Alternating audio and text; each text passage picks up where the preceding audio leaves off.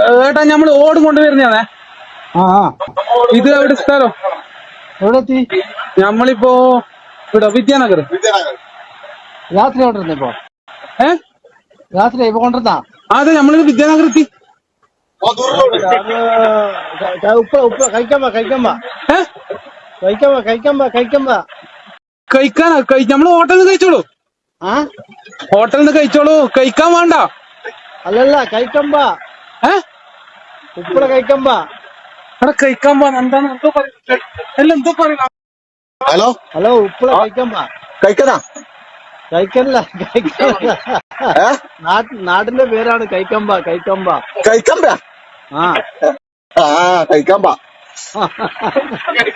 ഇയാള് വിചാരിച്ച് കഴിക്കാൻ ഡ്രൈവർ ചിരിച്ചിട്ട് ഇപ്പൊ വണ്ടിയുടെ മുട്ടുന്ന അവസ്ഥയിലായി.